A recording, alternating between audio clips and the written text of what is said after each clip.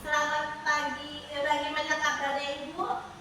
Sehat rohani, sehat jasmani, sehat rohani, sehat ekonomi. Sabu? Amin. Saya ulangkan lagi. Kalau saya bilang apa kabarnya Bu? Sehat jasmani, sehat rohani, sehat ekonomi. Bisa diulang yuk. Bisa diulang ya Bu ya? Yuk, bagaimana kabarnya Bu? Sehat jasmani, sehat rohani, sehat ekonomi. Alhamdulillah. Jadi ini berkat doa ya, jadi sehat ekonomi. Nih, hari ini saya akan menseminasikan pemahaman dan pengalaman budaya positif. Ini merupakan tugas aksi nyata saya dalam guru penggerak angkatan 11, yaitu budaya positif. Terima kasih untuk Pak Surahman selaku Kepala Sekolah SMK Patria yang sudah memberikan saya waktu, memberikan saya kesempatan untuk menyampaikan pemahaman dan pengalaman saya. Terus untuk Bapak Ibu Dewan Guru, terima kasih atas waktunya. Sebelum kegiatan rapat, saya minta waktunya untuk kegiatan saya ini. Di sini kegiatan saya adalah diseminasi pemahaman dan pengalaman budaya positif. Konsep inti budaya positif saya yang akan saya sampaikan, yang pertama, perubahan paradigma belajar. Yang kedua, disiplin positif dan nilai-nilai kebajikan. Yang ketiga, 5 kebutuhan dasar manusia. Yang keempat, motivasi perilaku manusia. Yang kelima, hukuman, penghargaan, konsekuensi, restitusi. Nomor 6, 5 posisi kontrol. Nomor 7, keyakinan kelas. Dan nomor 8, segitiga restitusi. Ibu tahu atau Bapak tahu siapa foto yang sini? Ada Dewantara. Tidak asing kan Bapak Ibu? Tidak. Tujuan pendidikan menurut Ki Hajar Dewantara. Pendidikan adalah menuntun segala kodrat yang ada pada anak agar mereka dapat mencapai keselamatan dan kebahagiaan yang setinggi-tingginya, baik sebagai manusia maupun sebagai anggota masyarakat. Oleh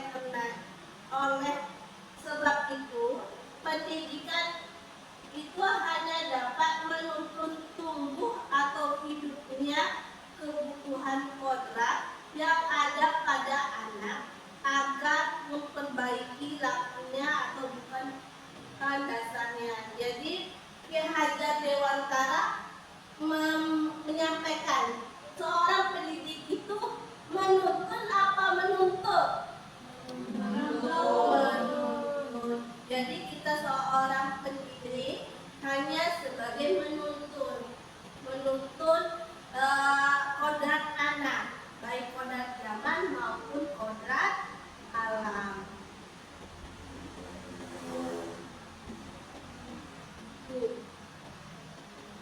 Perubahan paradigma. Sini berpasangan ya Bu. Mungkin nanti Bu Neri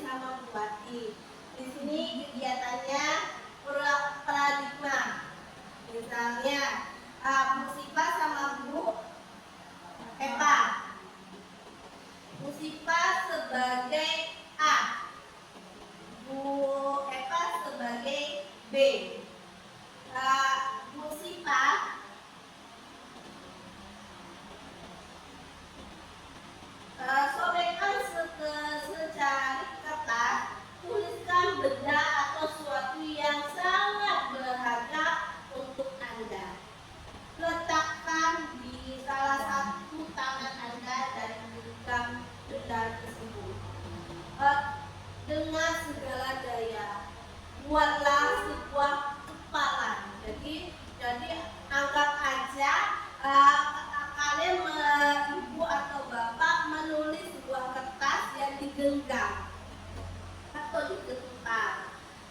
Temannya B akan mencoba dengan sekuat tenaga dengan berbagai cara untuk meminta Anda memberikan benda tersebut. Yang B bisa membujuk, mengancam, menghabis, merayu, menyuap, apa saja agar membuka kepalan tangan. Jadi yang kelompok A itu membuat sebuah kertas yang dirobek, yang dijumpa. Yang B ini merayu, ayolah, mau betulnya, ayo bu, ayo, nah nanti saya kasih bingkisan ataupun lah, ataupun yuk kalau kamu diancam seperti apa ancamanmu? Kalau kamu nggak ngasih nanti awas gitu ya. Yuk berpasangan ya pria, bertempalan tangan. Yuk kalian praktekkan. Satu,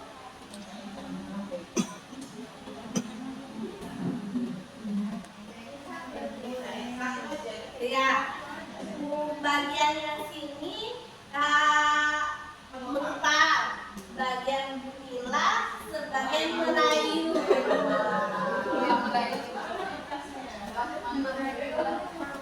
Berikut apa yang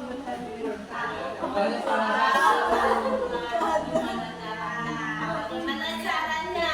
Nanti kan yang merayu seperti apa? Mau dirayu, mau diancam, mau disuap, apa dia? Apa tulisnya? Benda apa? Tulisnya yang sangat berharga untuk Anda. Yang boleh diminta sama kawan.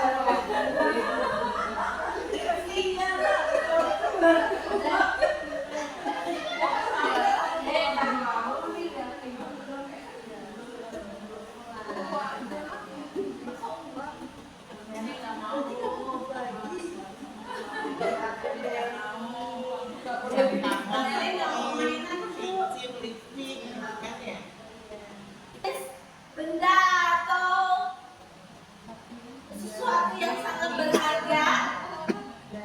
Sudah? Sudah. Yang bagian B, silakan merayu.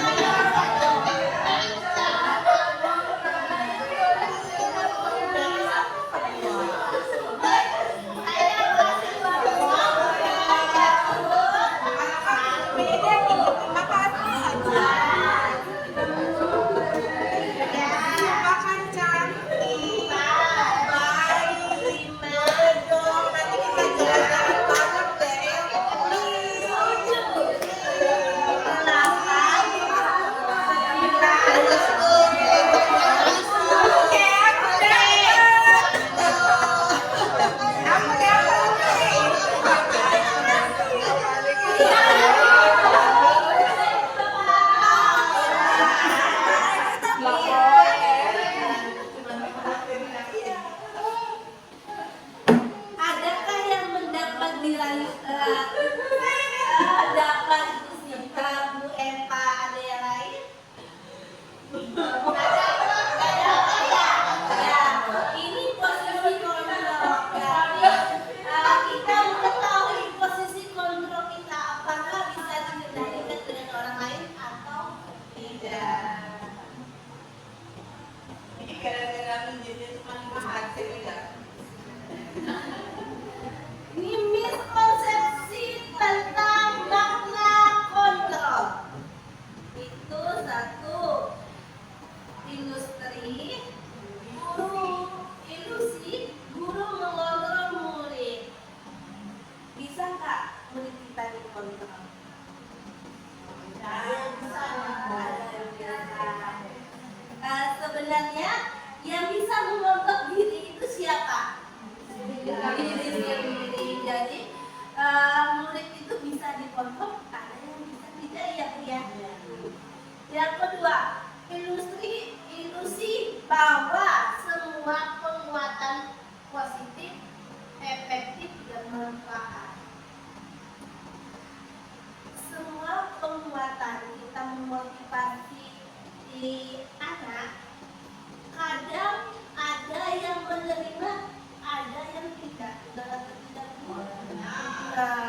Jadi ilusi bahwa semua penguatan positif efektif dan bermanfaat, ada yang menerima, ada yang tidak.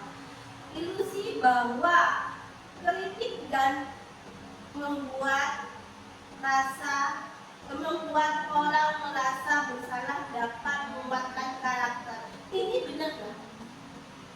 Kalau ilusi bahwa membuat rasa bersalah akan membuat karakter. Contoh, kalau kita membuat anak itu merasa bersalah, karakternya kuat tidak?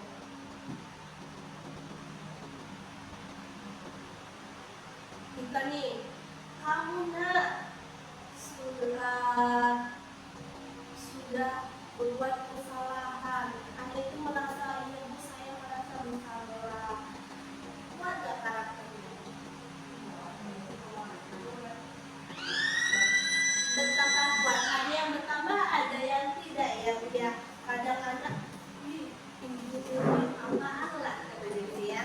Ada yang kuat, ada yang tidak ya. Gitu ya. Ilusi bahwa orang dewasa memiliki untuk memaksa. Jadi orang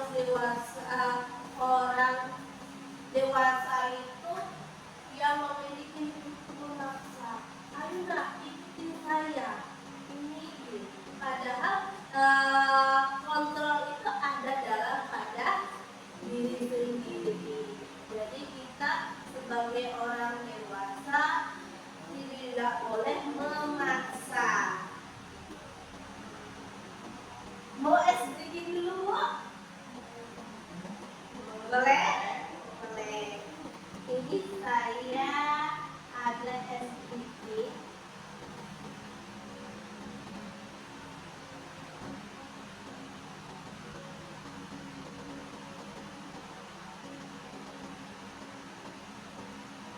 Kita senang dulu ya, Bu ya.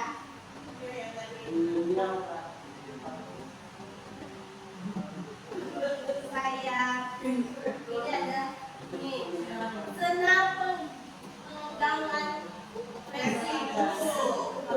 Jadi kita biar relax lah.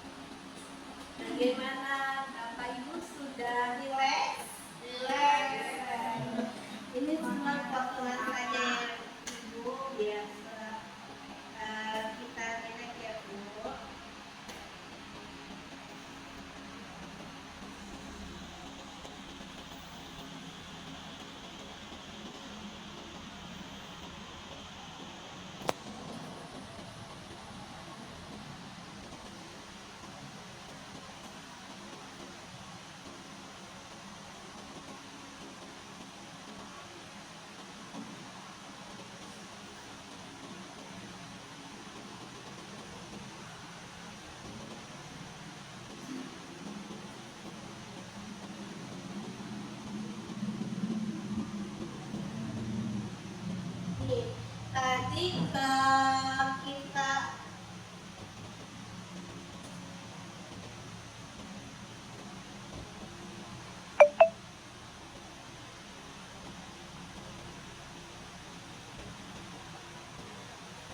makna kontrol itu berarti kita yang mengontrol diri sendiri ya Bapak Ibu.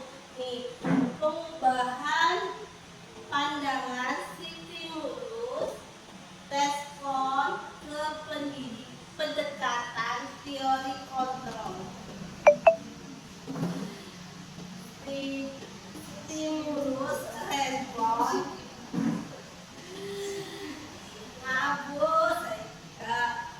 satu realita kebutuhan kita sama, benar nggak Bu? Stimulus respon realita kebutuhan kita sama.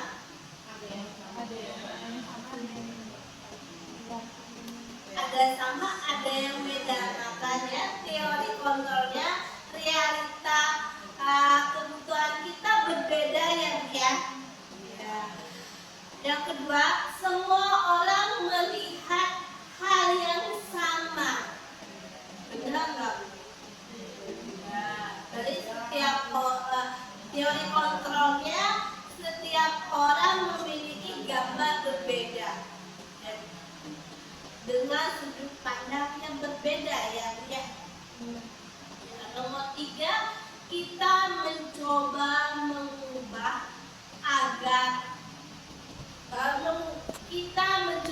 mengubah orang agar berpandangan sama dengan kita.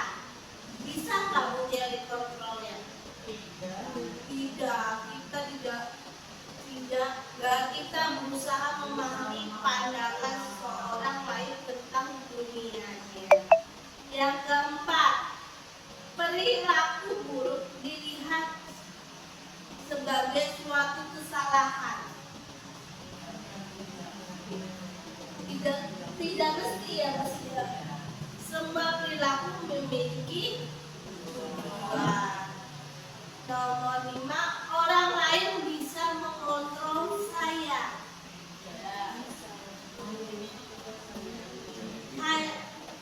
Hanya Anda yang bisa mengontrol diri Anda. Nomor 6, saya bisa mengontrol orang lain. Berarti teori kontrolnya Anda tidak bisa mengontrol orang lain. Nomor 7, pemaksaan ada pada saat rujukan gagal. Teori kontrolnya kolaborasi dan konsensus penciptaan pilihan-pilihan baru. Model terakhir, nomor 8, model berpikir tenang kalah. Teori kontrolnya model berpikir menang-menang. Apa itu disiplin? Udah tahu ya Bu, disiplin itu apa? Apa itu disiplin? Tepat waktu kata Bu Sipa. Apa itu disiplin?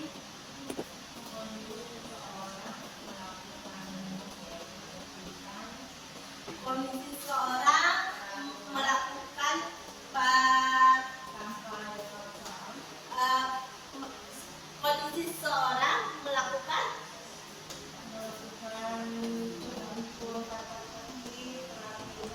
ketentuan tata tertib dan peraturan tanpa paksaan ya.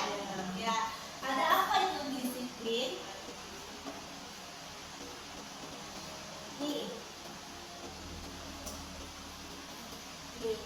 Disiplin positif. Disiplin dalam budaya kita, makna kata disiplin dimaknai menjadi suatu yang melakukan seseorang pada orang lain untuk mendapatkan kepatuhan. Kita cenderung menghubungkan kata disiplin dengan ketidakpatuhan.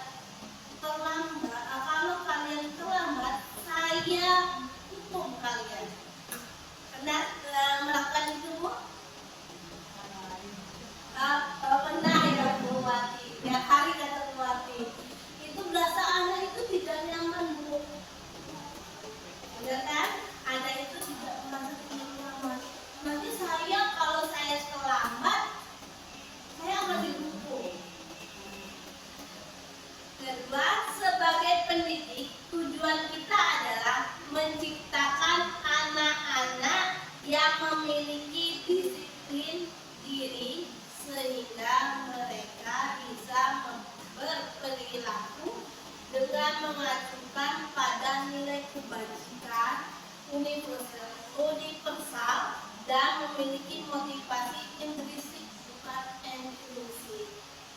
Jadi kita memotivasi anak dari dalam diri anak, bukan dari luar. Contoh, kalau dari dalam dia menyadari sendiri kalau saya disiplin itu bentuk tanggung jawab saya. Dibagikannya itu tanggung jawab. Kalau bukan pihak ekstrinsik itu pihak luar. Kalau saya terlambat, nanti saya dihukum. Jadi melakukannya itu karena terpaksa atau tidak merasa nyaman. Yang nomor 3, disiplin positif merupakan salah satu cara penerapan disiplin untuk bertujuan untuk menumbuhkan kesadaran serta memberdayakan anak untuk melakukan sesuatu tanpa sombongkan, ancaman maupun hukuman. Jadi salah satu disiplin positif itu kita tidak perlu adanya sombongkan maupun ancaman, ya Ibu ya.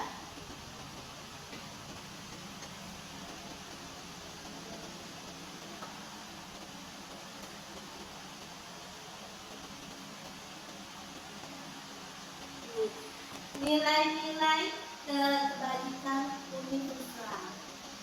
Nilai kebajikan universal adalah sifat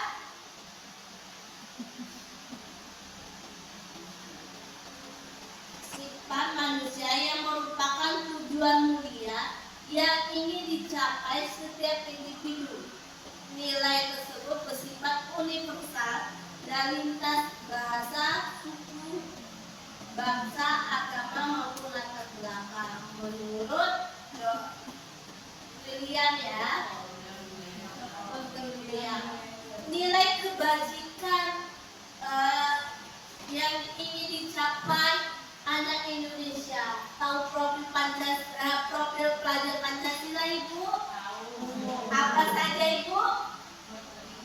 Gotong royong, mandiri, kreatif, mendalam kritis, beriman, berakhlak mulia.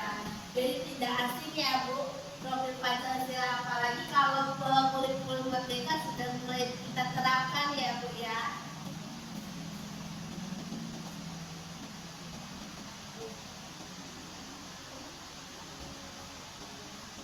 Lima kebutuhan dasar manusia. Ada 5 nih kebutuhan dasar manusia. Kebutuhan bertahan hidup. Contohnya makan, minum, kesehatan,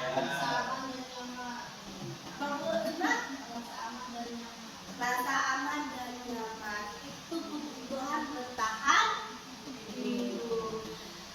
Kedua, kasih sayang dan rasa diterima.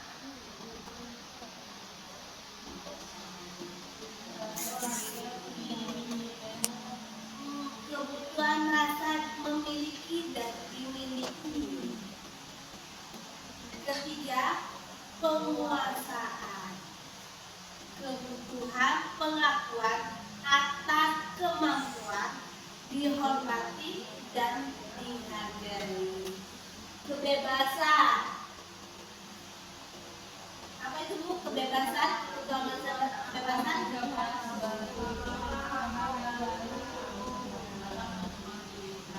Kebebasan untuk menentukan pilihan, suka mencoba hal baru. Kesenangan,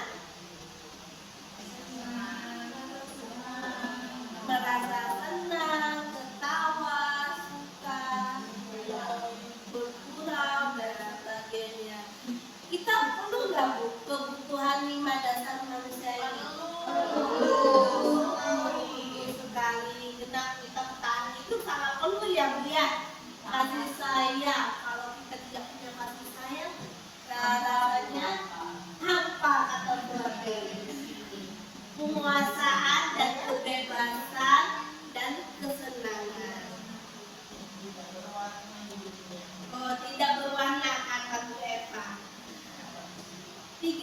Motivasi perilaku manusia. Motivasi itu sendiri adalah dorongan yang timbul pada diri sendiri seseorang secara sadar maupun tidak sadar untuk melakukan suatu tindakan dengan tujuan tertentu. Motivasi itu ada 3. Untuk menghindarkan ketidaknyamanan atau hukuman. Murid melakukan disiplin diri karena ia takut dihukum. Ini merupakan motivasi intrinsik. Kayak tadi itu, anak kalau telat pasti dihukum. Setidaknya motivasinya itu menghindarkan hukuman, bukan dari dalamnya dirinya. Yang kedua, untuk mendapatkan imbalan atau penghargaan dari orang lain. Jadi murid melakukan disiplin diri karena ingin dapat imbalan. Contohnya ibu dipuji, diberi hadiah. Jadi kalau motivasi ini minta imbalan ini, dia berharapkan imbalan yang bukan dari dalam diri. Contoh, kalau saya juara, pasti saya dapat hadiah. Dia motivasinya itu berharap dapat hadiah imbalannya. Yang nomor 3, untuk menjadi orang yang merasa inginkan dengan mempercayai nilai-nilai kebajikan diri sendiri. Murid melakukan disiplin diri karena sadar akan nilai kebajikan dirinya merupakan motivasi intrinsik. Jadi di dalam dirinya. Dasarnya contoh tadi, dia kalau dia telat, pasti kalau saya datang tepat waktu, saya tidak akan dihukum. Tadi kalau yang ekstrinsik, kalau saya tidak datang tepat waktu, tidak akan tinggal pelajaran, sehingga dia menyadari bahwa dirinya harus tanggung jawab, harus disiplin agar tidak ketinggalan pelajaran.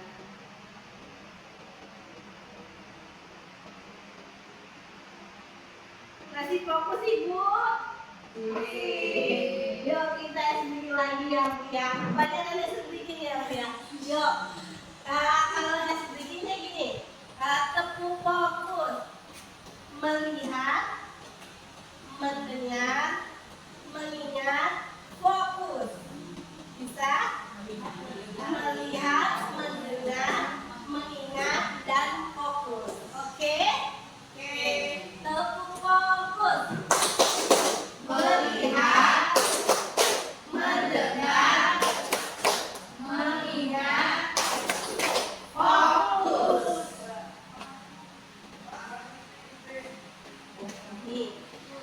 Konsep disiplin dengan identitas beragam. Hukuman menyakitkan, tidak nyaman, murid takut, memaksa, murid mensembunyikan kesalahan, murid menjadi rendah diri. Kalau penghargaan tidak efektif tidak kalau kita kasih penghargaan kepada seseorang. Apakah akan menimbulkan iri ke sesama temannya? Berarti efektif atau tidak? Tidak. Mematikan kreativitas. Menghukum dengan sistem ranking, merampas hak ada penghargaan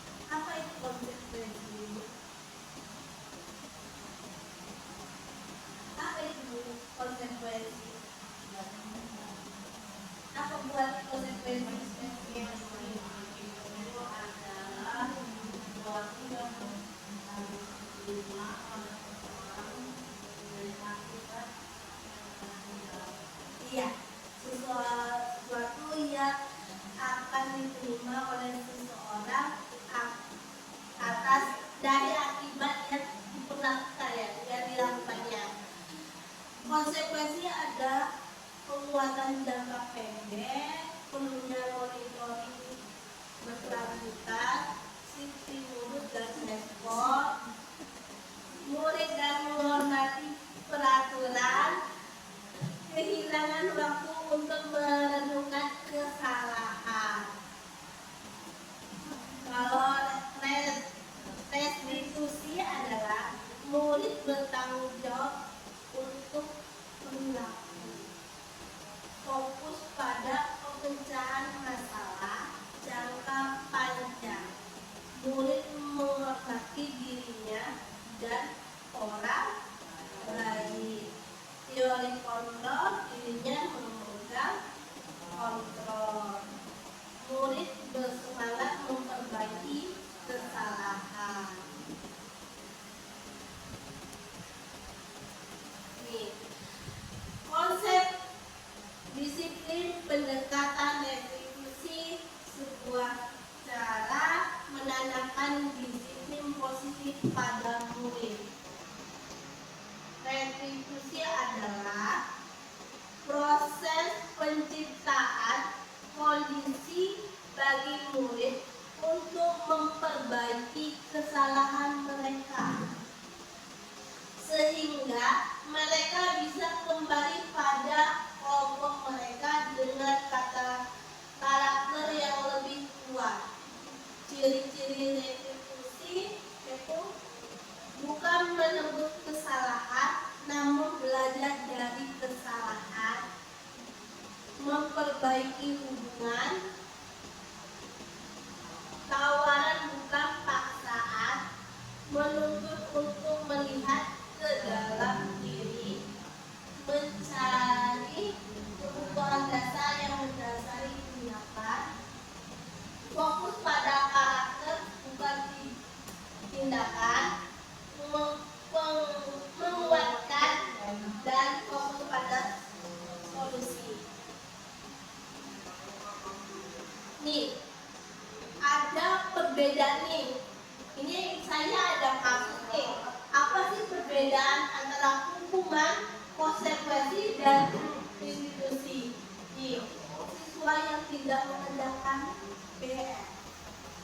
Hukumannya, guru menghukum siswa tersebut menghormati bendera selama 10 menit. Boleh tidak kalau kita sebagai pendidik menghukum?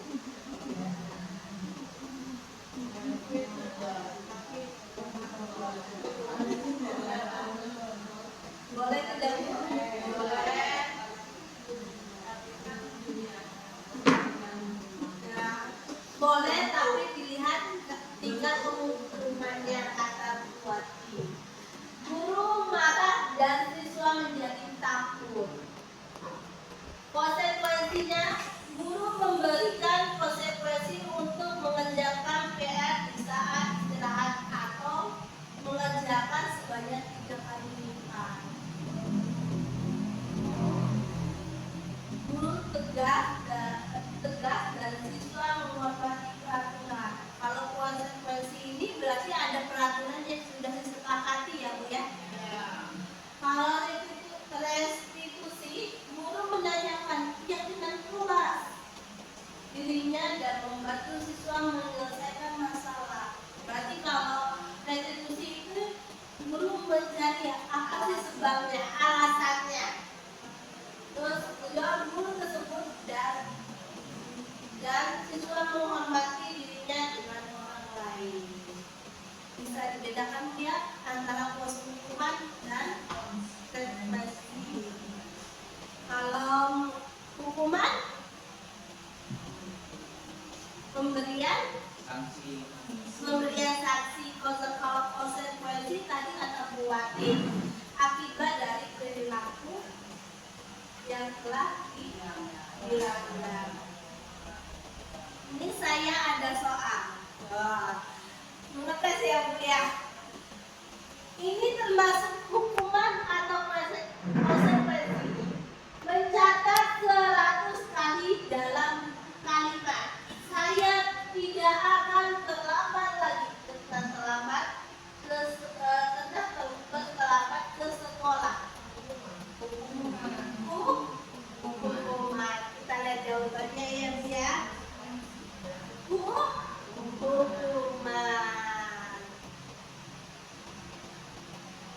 Ini Bu, ini Pak.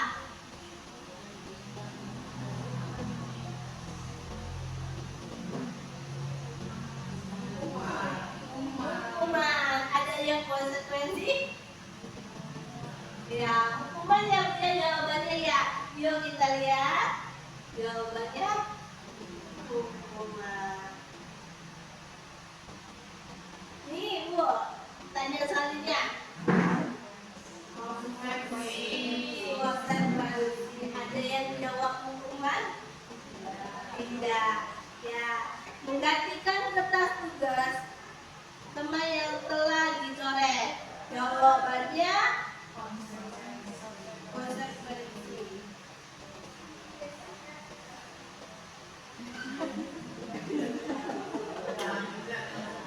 Konsekuensi ya.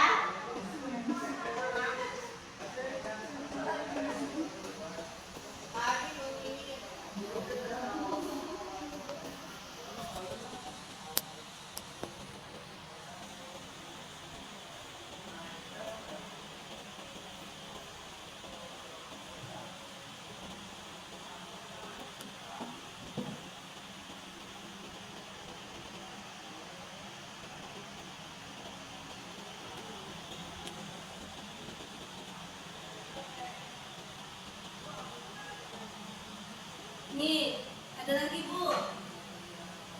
Lari mengelilingi lapangan basket 2 kali karena terlambat 10 menit untuk pelajaran BG. Apa Bu jawabannya Bu? Bapak.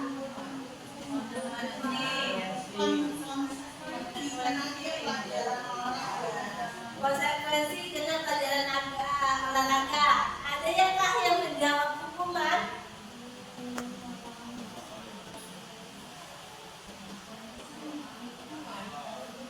Hukuman kata Bu Eva sama Bu Siva. Yuk kita lihat jawabannya. Konsekuensi. Boleh saja Bu kita menghukum anak dalam pelajaran ini karena di pelajaran PDO. Tapi kalau pelajaran yang lain itu tetap hukuman.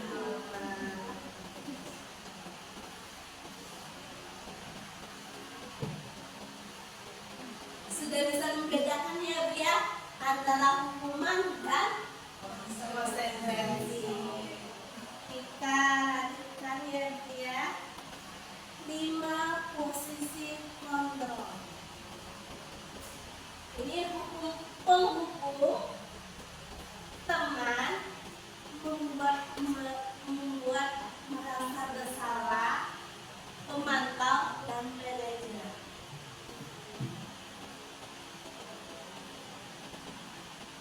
Penghukum. Kita seorang pendidik.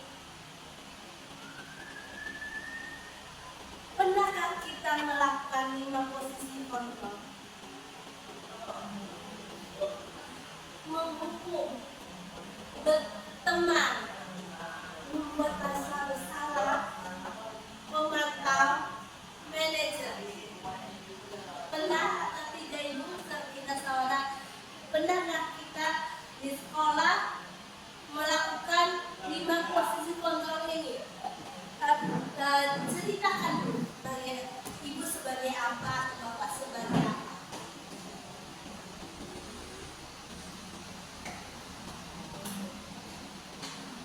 Buati?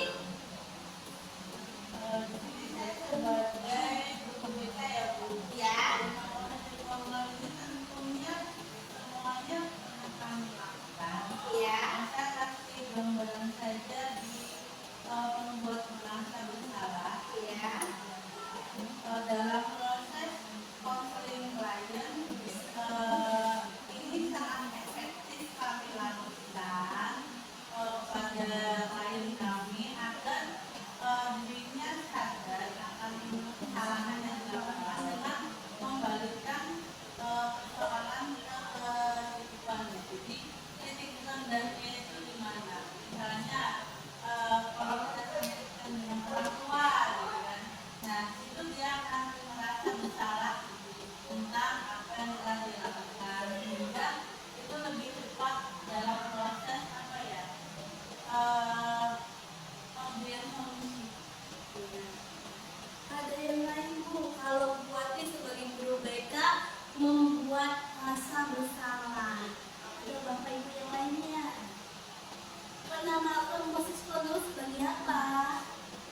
contoh seperti apa nih?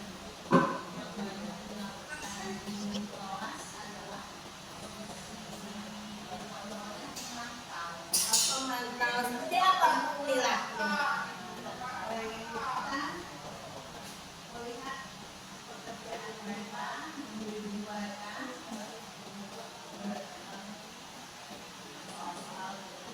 ya. Bu, Bapak sebagai teman ya, seperti yang Bapak ceritanya dari kepala sekolah ini sebagai teman, lima posisi kontrol sebagai teman.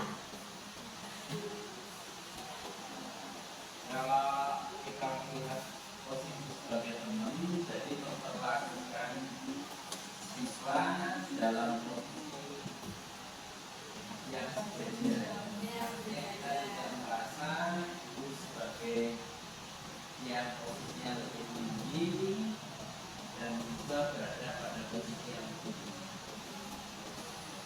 Dari 5 posisi kontrol ini, manakah yang paling bagus? Ya Bu. Dari 5 posisi penghukum, membuat rasa bersalah, teman, pemantau, manajer, manakah yang paling bagus? Pemantau Ibu Lila. Bu Eva? Kalau saya ada kasus itu tapi nggak tahu ya sebagai teman atau apa. Boleh ceritakan? Sebelumnya ada salah satu siswa yang dia ada kesadarannya kenapa memilih saya juga tidak tahu ya, dia minta saran ataupun curhat bahkan itu masalah pribadinya. Itu sebagai apa? Sebagai teman, dia merasa nyaman ya Bu ya, nyaman mau menceritakan masalah dia kepada ibu. Jadi dia beranggapan ibu tempat yang paling dia percaya. Dari 5 posisi kontrol yang paling bagus kata Bu Lila pemantau. Kalau saya teman, Kalau Pak Sulaman teman.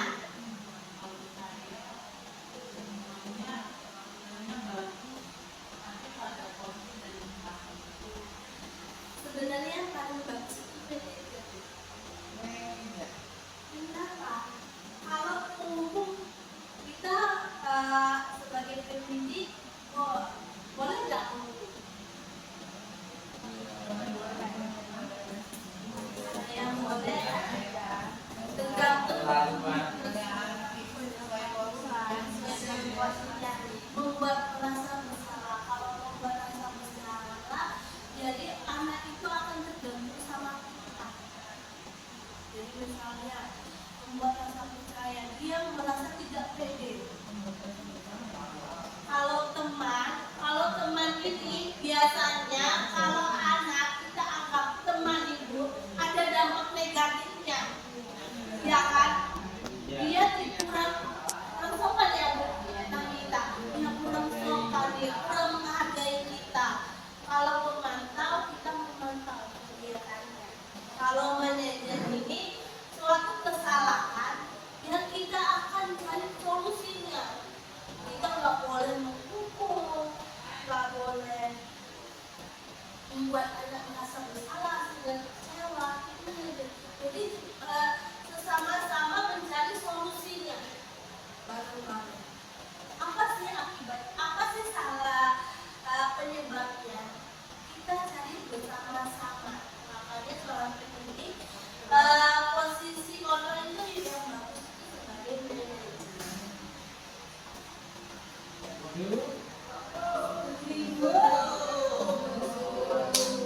Nih, saya ada kasus contoh penerapan 5 posisi kontrol. Kasus siswa 3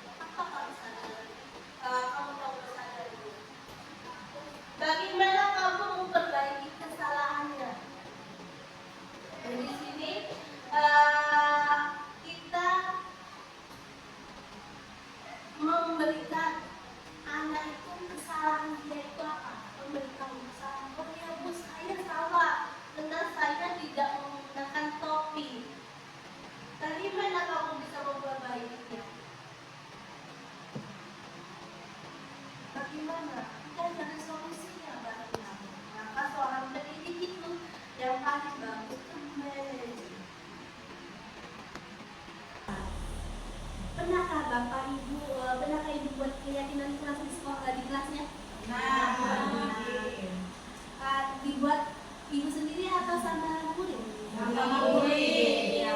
Keyakinan kelas. Mengapa keyakinan kelas? Mengapa tidak peraturan kelas? Mengapa keyakinan kelas? Mengapa? Mengapa keyakinan kelas? Mengapa tidak peraturan kelas?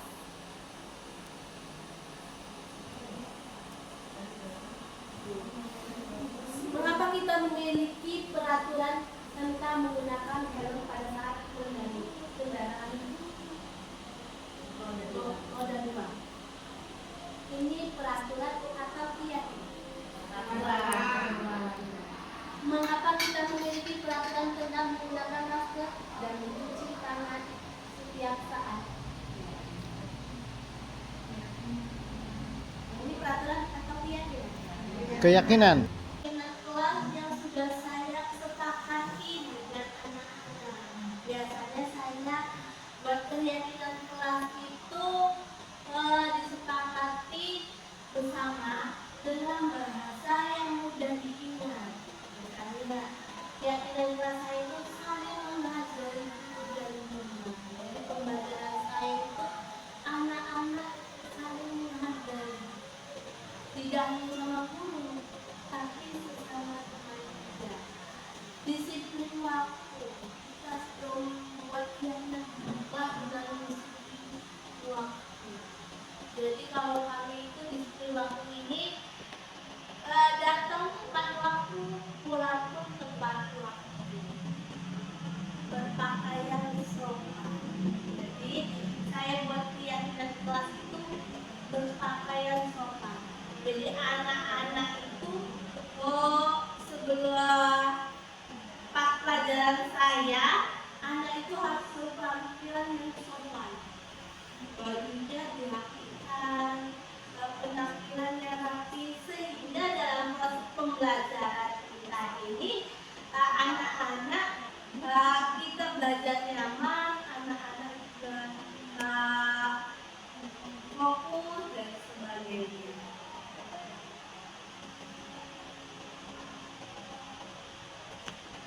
Bagaimana menentukan keyakinan kelas?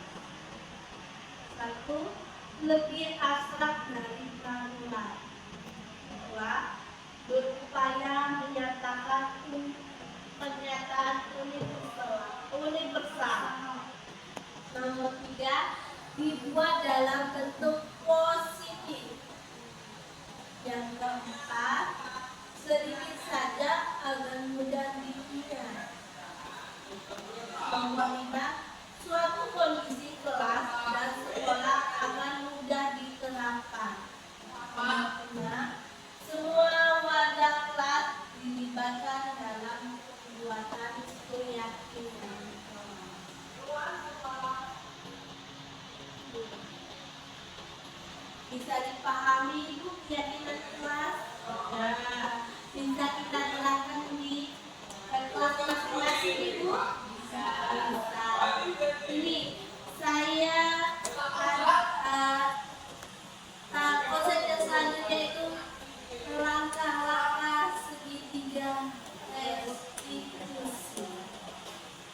Itu ada tiga: menstabilkan identitas, validitas tindakan yang salah, yang tiga menanyakan keyakinan.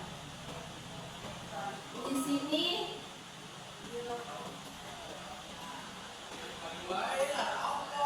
pernahkah ibu melakukan ini? Langkah-langkah segitiga restitusi.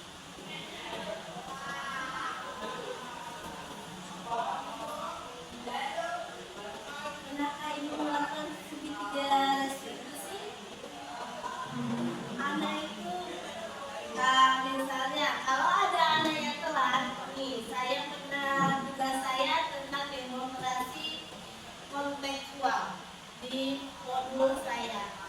Itu dalam video itu saya ada anak yang telat datang ke sekolahan.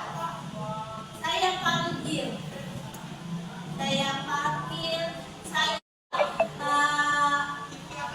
membuat dan menstabilkan identitas. Ini misalnya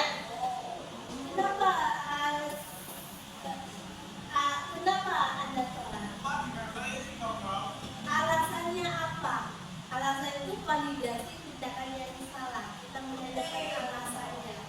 Terus menanyakan keyakinan apa yang sudah kalian lakukan, apa solusinya. Pernah melakukan itu, Bu? Pernah. Berbuat salah itu wajar. Berbuat salah itu tidak apa-apa. Tidak ada manusia yang sempurna. Jadi kita misalnya kemarin saya panggil anak itu, kenapa kamu telat? Ya misalnya ada kasus lagi, anak itu berantem sama temannya di pelajaran. Nah, dia kesal karena hasil pelajarannya dicontek kawannya, sehingga dia marah-marah di kelas. Ini saya panggil anaknya, saya tanyakan, nah tadi dengan kamu berantem sama si A. Iya Bu, pasti anak itu akan menceritakan. Kita memposisikan diri. Ibu tahu posisi Bunda. Kalau ibu di posisimu, ibu juga marah. Itu tindakan menstabilkan identitas. Pasti anak itu menanyakan, kita anak itu punya alasan. Kenapa kamu melakukan tindakan seperti itu? Itu validasi tindakan yang salah. Menanyakan kesepakatan. Apa keyakinan kelas yang kita percayai? Misalnya, tadi kan anak itu marah-marah. Alasan dia, Bu, hasil contekan hasil kerjaan saya dicontek. Saya kesal sehingga saya memukul meja, melapor meja. Itu alasan saya. Hasilnya dicontek. Menanyakan keyakinan kelas. Keyakinan kelas apa yang sudah kamu lakukan? Apa keyakinan kelas? Marah-marah. Apa keyakinannya? Saling